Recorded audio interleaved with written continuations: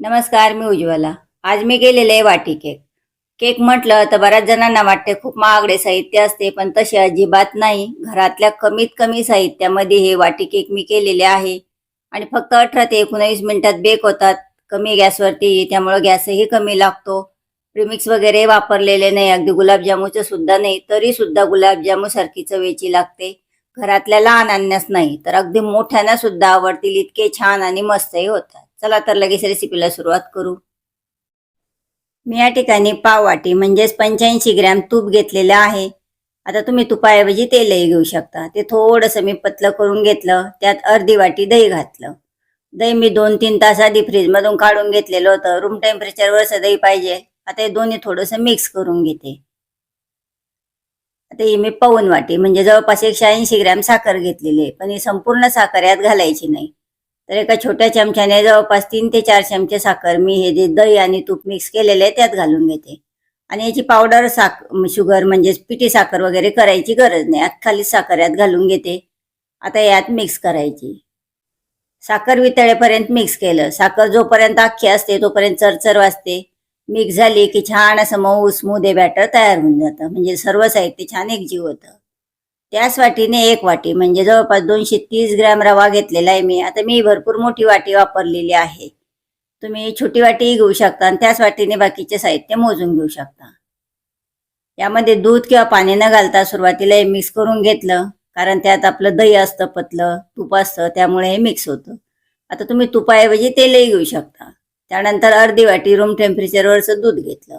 ते थोडं थोडं करत यात मिक्स करून घेते. आणि दूध थोडंफार कमी जास्त म्हणजे 2-4 चमचे कमी जास्त लागू शकतं, कारण दही किती पतलं घट्ट घेतलेलं आहे त्यानुसार. छान चव यावी म्हणून विलायची पावडर घातली पाव चमचा. तेही यामध्ये छान मिक्स करून घेते.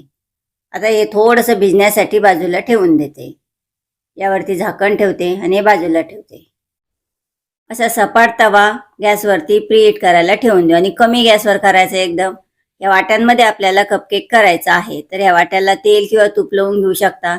मी तेल लावून घेते आणि हाताने लावा किंवा ब्रशने लावा, पण छान सर्व बाजूने लावून घ्यायचं म्हणजे कपकेक पटकन निघून येतात. मी यात बटर पेपर ठेवणार आहे, त्यामुळे पटकन निघतात. आता तुम्हाला बटर पेपर वापरायचा नसेल किंवा मिळालाच नाही तर यावर तुम्ही मैदा किंवा गव्हाचे पीठ भुरभुरून घेऊ शकता, त्याची कोटिंग करायचे. आता हे वाट्याही तयार झालेले आहे, ह्या मी बाजूला ठेवून देते. आणि जे बॅटर आहे ते बघू. आता हे भिजतं त्यामुळे थोडंसं किंचित घट्ट होते, म्हणून मी पुन्हा 2-1 चमचे दूध यात घालून घेते. आता दुधाचं प्रमाण असं विशिष्ट नाही, मी सुरुवातीला सांगितलं, कारण दही किती घट्ट पातळ किंवा रवा कसा आहे त्यावर ते अवलंबून असते. फक्त 2-4 चमच्याचा फरक पडतो, बाकी काहीच नाही. छोट्या चमच्याने छोटा अर्धा चमचा मी यामध्ये बेकिंग पावडर घालते. त्याच चमच्याने पाव चमचा बेकिंग सोडा घालायचा. आता बेकिंग पावडर बेकिंग सोडा नसेल तर 1 चमचा इनोही तुम्ही वापरू शकता. आता हे सर्व एकाच दिशेने फिरवून घेते आणि एकत्र करून घेते. बॅटर छान असं हलकं स्मूथ होतं. हे बघा एकदम छान आणि मस्त हे बॅटर तयार झालेलं आहे. आता ज्या वाट्या आहे त्या वाट्यांमध्ये हे बॅटर मी घालून घेते. Cut and fold mix method वापरायची सर्वात शेवटी. आता अतिशय महत्वाची गोष्ट म्हणजे वाट्यांमध्ये जास्त बॅटर भरायचं नाही. अर्ध्या वाटीला किंचित कमी भरायचं, कारण वरपर्यंत शिजू दिला तर खालच्या बाजूने जळल्या जाईल आणि खालच्या बाजूने जळू जर दिला नाही तर वरची बाजू कच्ची राहील. म्हणून दोन्ही बाजूनी छान असं शिजण्यासाठी कमी बॅटर भरायचं. मी या ठिकाणी 8 वाट्यांमध्ये बॅटर घालून घेतलं. त्यानंतर वाट्या अशी आपटून यातली हवा काढून घ्यायची. आता या वाट्या तव्यावर ठेवून देऊ. गॅस कमी केलेला आहे आणि फक्त 18 ते 19 मिनिटं बेकू द्यायचा.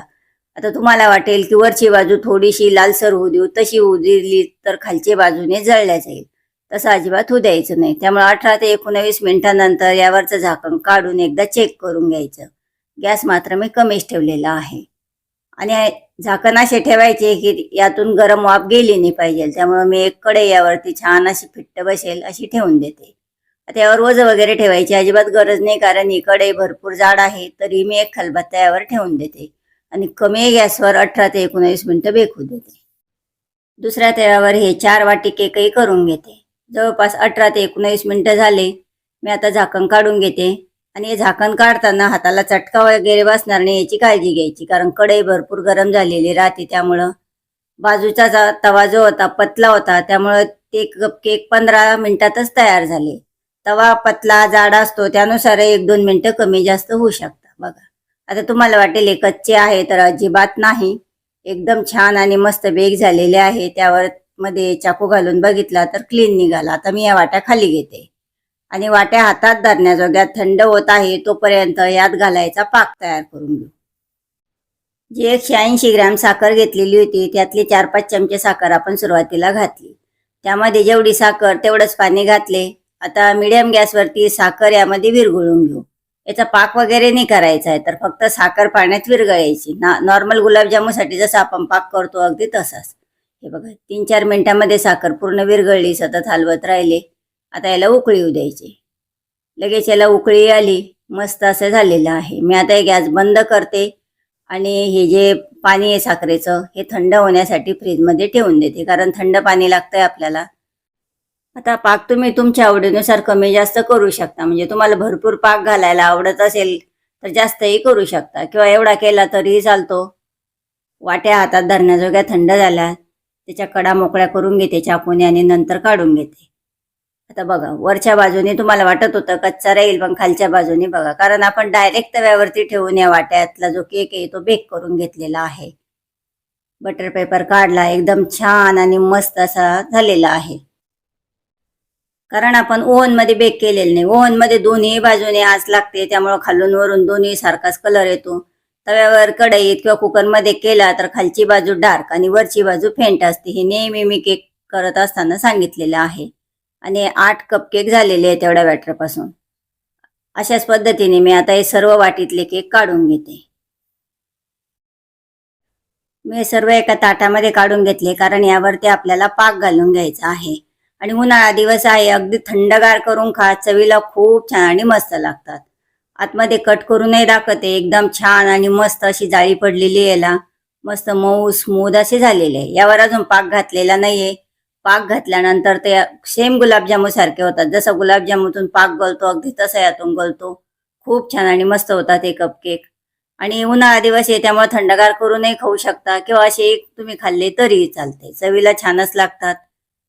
तुम्हाला जर आईस केक किंवा क्रीम लावलेले केक आवडत नसेल तर अशा पद्धतीने केक करून खाऊ शकता. खूप छान आणि मस्त लागतात. याआधी मी केकचे व्हिडिओ भरपूर टाकलेले आहे, तुम्ही तेही बघू शकता. आता पाक जो आहे तो तुम्ही कमी जास्त करून तुमच्या आवडीनुसार कमी जास्त टाकू शकता.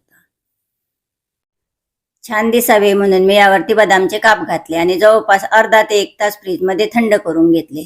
आता खाण्यासाठी घेऊ. एक वाटीतला जो वाटी केक आहे किंवा कप केक आहे एका प्लेटमध्ये काढून घेते आणि कट करून दाखवते. आतमध्ये रस किती छान आणि मस्त गेलेला आहे. तुम्हाला ही रेसिपी कशी वाटली हे नक्की कमेंटमध्ये सांगा. तुमच्या जवळच्यांनाही शेअर करा. ज्यांना शक्यतो क्रीम केक वगैरे आवडत नाही त्यांना नक्की रेसिपी शेअर करा.